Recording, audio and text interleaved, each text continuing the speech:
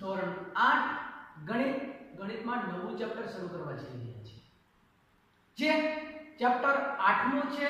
ચેપ્ટરનું નામ કંઈક એવું છે કે રાશિઓની તુલના. જેમાં આજના લેક્ચરમાં આજના સેશનમાં આજે આપણે સ્વાધ્યાય 8.1 ની ચર્ચા કરવાની છે. સ્વાધ્યાય 8.1 નો પહેલો દાખલો આપણને એવો આપેલો છે વિદ્યાર્થી મિત્રો કે નીચે આપેલ સંખ્યાઓનો ગુણોત્તર શોધો. આપણને જે સંખ્યા આપેલી છે તેનો ગુણોત્તર મેળવવાનો છે. ચેપ્ટરનું નામ જ એવું કંઈક છે રાશિઓની તુલના. જેમાં રાશિની એક વાત થતી છે એટલે કે કિલોમીટર પ્રતિ કલાક સાયકલની ઝડપ છે અને સ્કૂટરની ઝડપ 30 કિલોમીટર પ્રતિ કલાક છે. બંનેનો આપણે ગુણોત્તર લેવો હોય તો બંનેના એકમો બંનેની રાશિ એક સરખી હોવી જોઈએ. જે અહીં છે 15 કિલોમીટર પ્રતિ કલાક જ્યારે સ્કૂટરની ઝડપ 30 કિલોમીટર પ્રતિ કલાક. બંને કિલોમીટરમાં છે કલાકમાં છે તો એને કાંઈ ફેરવવાની કે ચેન્જીસ કરવાની કાંઈ જરૂર નથી. જો બની શકે કિલોમીટર અને 1 મીટરમાં હોય તો આપણે એને મીટરને કિલોમીટરમાં ચેન્જીસ કરવું પડે અથવા તો મીટરને કિલોમીટરમાં અથવા કિલોમીટરને મીટરમાં કોઈ પણ એક રાશિમાં લઈ જવું પડે તો અને તો જ ગુણોત્તર લખી શકાય. ચાલો જોઈએ. સાયકલની ઝડપ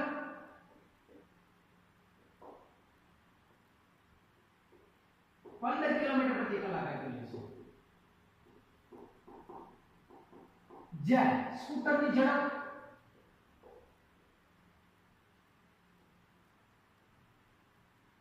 30 કિલોમીટર પ્રતિ કલાક.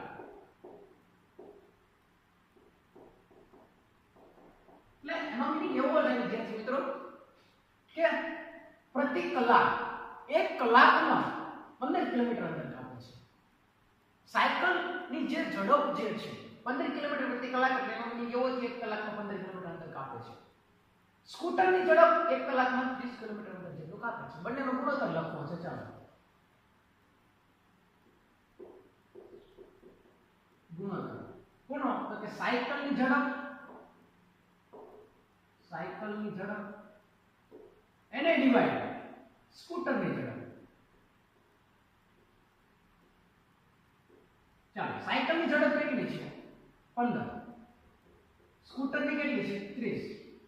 ઉપરની જે તમે ડિવાઇડ કરશો 15 દૂને 30 તો તમને ગુણોત્તરમાં લખવાનું કીધું છે તો આનો ગુણોત્તર આવશે 1:2.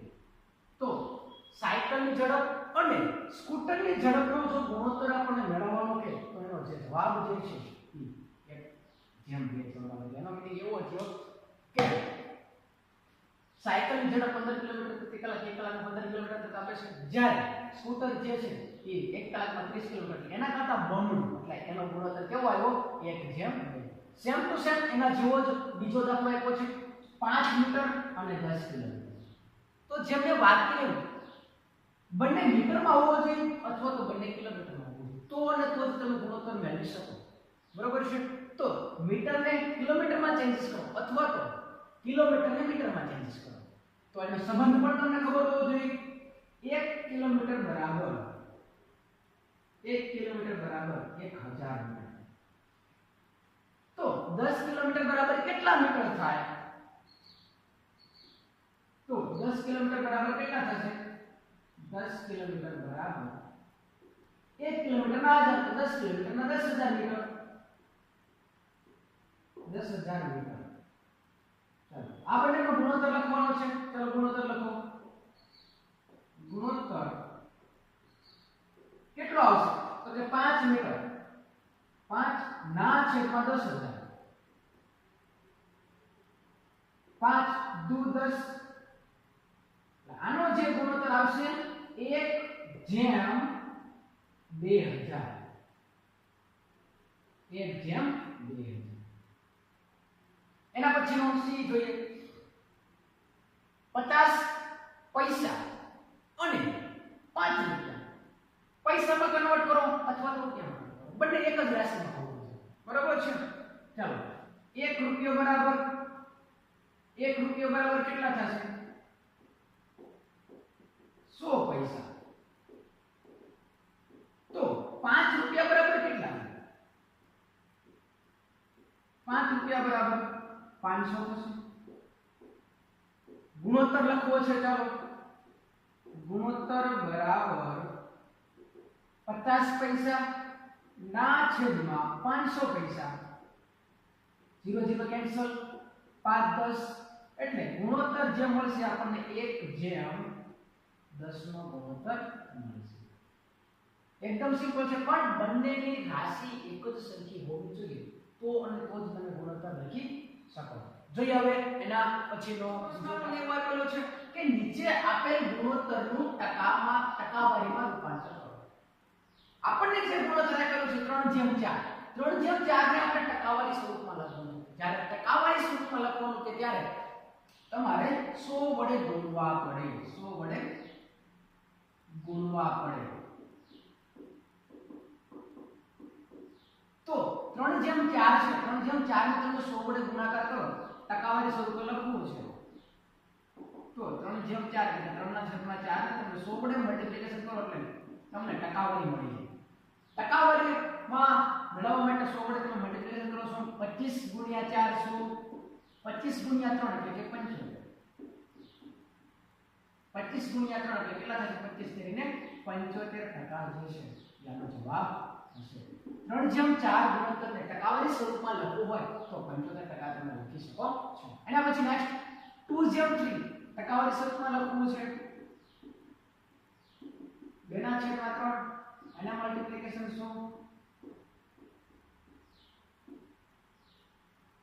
3 વડે ડિવાઈડ ના કરી શકાય, બરોબર? 100 ને તમે 3 વડે ડિવાઈડ ન કરી શકો, પણ 100 ગુણ્યા 2 200 ના છેદમાં 3, 200 ને 3 વડે ડિવાઈડ કરો, 3 6 18, 20 માંથી 18 જાય તો 2, 3 6 18, 20 માંથી 18 જાય તો 2, પાછો પોઈન્ટ મૂકશો એટલે કન્ટિન્યુઅસલી જે છે એ પ્રોસેસ ચાલુ રહેશે. ઇન શોર્ટ કે 66.66% જે છે એ તમારો જવાબ મળશે. ટકાવારી સ્વરૂપમાં લખવાનું કે તો 66.66% જે છે એનો જવાબ મળશે. એના પછીનો નેક્સ્ટ ત્રીજો દાખલો આપણને એવો આપેલો છે વિદ્યાર્થી મિત્રો કે 25 વિદ્યાર્થીઓમાંથી 72% વિદ્યાર્થીઓ ગણિતમાં રસ લે છે. ટોટલ ક્લાસમાં સંખ્યા 25 છે, 25 માંથી 75% એવા વિદ્યાર્થીઓ છે જેને ગણિતમાં રસ છે, ગણિત વિષયમાં રસ છે. તો કેટલા વિદ્યાર્થીઓ ગણિતમાં રસ લેતા નથી? કુલ વિદ્યાર્થીઓની સંખ્યા 25, કુલ વિદ્યાર્થીઓની સંખ્યા 25, ગણિતમાં રસ લે તેવા વિદ્યાર્થીઓ ટકામાં કેટલા છે? 72. ગણિતમાં રસ લેતા વિદ્યાર્થીઓ 72. રસ ન લેતા હોય તેવા, ગણિતમાં રસ ન લેતા હોય તેવા વિદ્યાર્થીઓ આપણે મેળવવા છે.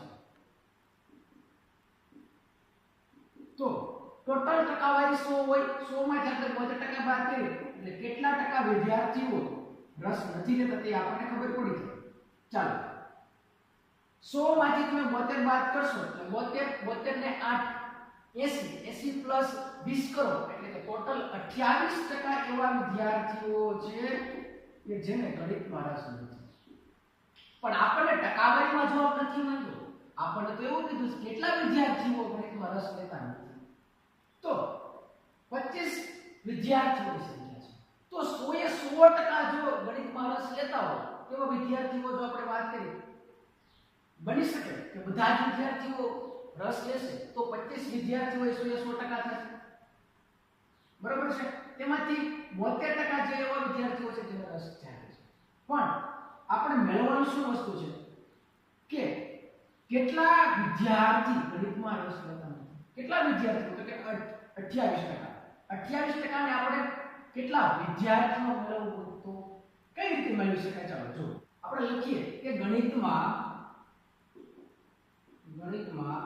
રસ ન લેતા વિદ્યાર્થીઓ વિદ્યાર્થીઓની સંખ્યા ગણિતમાં રસ ન લેતા હોય તેવા વિદ્યાર્થીઓની સંખ્યા આપણે મેળવી છે આપણે ટકાવારીમાં ખબર પડી કે 28% તો કોના 28% તો ટોટલ 25 વિદ્યાર્થી હતા 25 વિદ્યાર્થીઓના 28% તો 25 વિદ્યાર્થીઓ એના 28% 28% એટલે કે 28 ના છેદમાં શું 25 ચોકુ શું 7 ચોકુ 28 એટલે કે 7 વિદ્યાર્થીઓ એવા છે કે જે ગણિત વિષયમાં રસ લેતા નથી તો નીચે લખવાનું વિદ્યાર્થી મિત્રો કે